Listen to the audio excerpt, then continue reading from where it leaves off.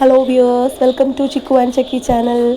ഞാൻ ഇന്ന് പുതിയൊരു വിഭവമായാണ് വന്നിരിക്കുന്നത്. ഈവനിങ് സ്നാക്കാണ് കിണ്ണത്തപ്പം. അപ്പോൾ കിണ്ണത്തപ്പം ഉണ്ടാക്കാൻ വേണ്ടിയിട്ട് ആവശ്യമായിട്ടുള്ള സാധനങ്ങൾ എന്തെല്ലാമെന്ന് നമുക്ക് നോക്കാം. പച്ചരി 1/2 കിലോ, ശർക്കര 350 ഗ്രാം, നാളികേരമാണ് നമുക്ക് പിന്നത്തത് വേണ്ടത്. അതൊരു നാളികേരത്തിൻ്റെ വലിയ ഒരെണ്ണമാണെങ്കിൽ പകുതി മതിയാകും. നമുക്ക് നന്നായിട്ട് ചിരണ്ടി എടുത്ത് വയ്ക്കാം. പിന്നെ ഏലക്കായാണ് വേണ്ടത്. ഏലക്കായ ഒരു 8 എണ്ണം നമുക്ക് വേണം.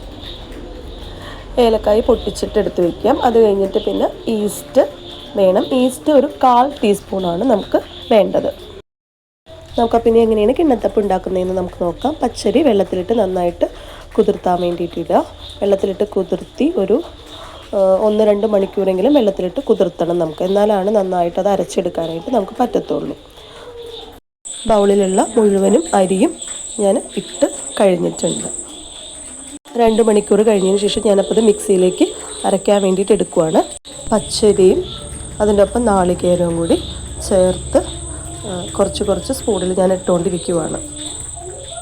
സ്പൂണ് വെച്ചിട്ട് നന്നായിട്ടത് ഒന്ന് ഇളക്കി കൊടുത്തുകൊണ്ടിരിക്കുക. നാളികേരവും പച്ചരിയും കൂടി മിശ്രിതമായിട്ട് ഒരുമിച്ച് വരാൻ വേണ്ടിയിട്ടുള്ള എളുപ്പത്തിന് വേണ്ടിയിട്ടാണ്. അത് കഴിഞ്ഞതിന് ശേഷം നമുക്ക് ഏലക്ക ഒരു 4 എണ്ണം ഇട്ട് കൊടുക്കാം. ഏലക്ക ഇട്ട് കൊടുത്തതിന് ശേഷം അരച്ചെടുത്ത് കഴിഞ്ഞിട്ട് നമുക്കത് വേറൊരു ഡിഷിനകത്തേക്ക് മാറ്റി വയ്ക്കാം. അപ്പം അരച്ചൊക്കെ കഴിഞ്ഞിട്ടുണ്ട്. ഞാനത് വേറൊരു ഡിഷിനകത്തേക്ക് കുറച്ച് മാറ്റിക്കൊണ്ടിരിക്കുകയാണ് കേട്ടോ. ഡിഷിലേക്ക് ഇട്ടുകൊണ്ടിരിക്കുകയാണ്. കുറച്ച് നമുക്ക് എടുക്കാം. അപ്പോൾ ഈ ഒരു പരുവത്തിലേക്കാണ് നമുക്കത് വരേണ്ടത്.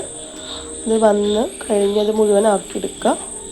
ആക്കി കഴിഞ്ഞതിന് ശേഷം നമുക്ക് ശർക്കര ഉരുക്കി ഒരു ഡിഷിനകത്തേക്ക് നമ്മൾ വെച്ചിരിക്കിട്ടുണ്ട്. അത് നമുക്ക് എടുക്കാം. അപ്പോൾ അത് നമ്മളിപ്പിന് കുറേശ്ശെ ശർക്കരയെ പാനി പതിയെ ഒരു സ്പൂൺ വെച്ചിട്ട് ഇട്ട് കൊടുക്കുക. നന്നായിട്ട് ഇളക്കി കൊടുത്തുകൊണ്ടിരിക്കുക.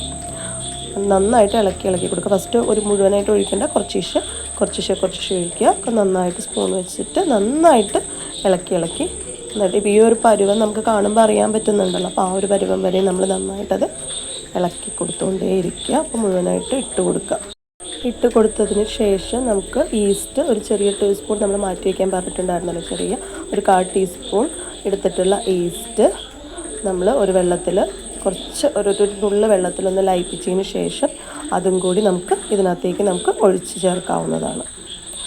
അത് പതിയെ ഒഴിച്ചിട്ട് അത് ഇട്ട് കഴിഞ്ഞതിന് ശേഷം നന്നായിട്ടൊന്ന് ഇളക്കി കൊടുക്കാം.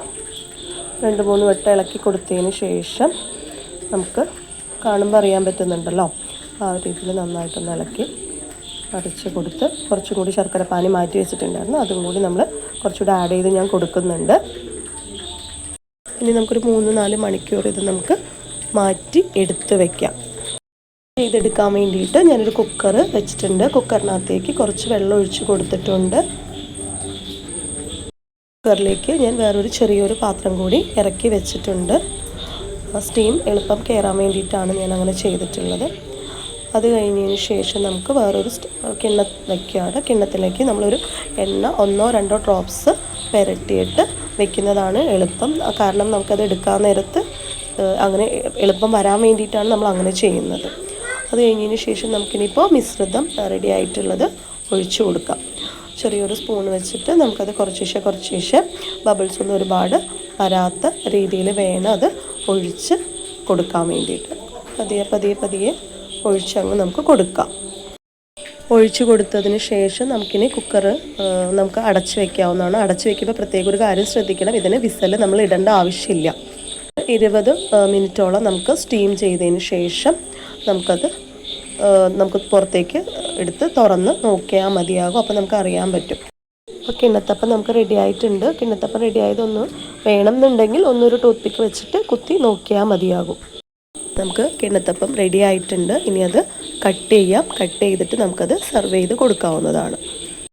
വീഡിയോ ഇഷ്ടമായിട്ടുണ്ടെങ്കിൽ ലൈക്ക് ചെയ്യുക, ഷെയർ ചെയ്യുക, സബ്സ്ക്രൈബ് ചെയ്യുക. അടുത്തൊരു പുതിയൊരു വീഡിയോയുമായി വീണ്ടും വരാം. ഓക്കേ.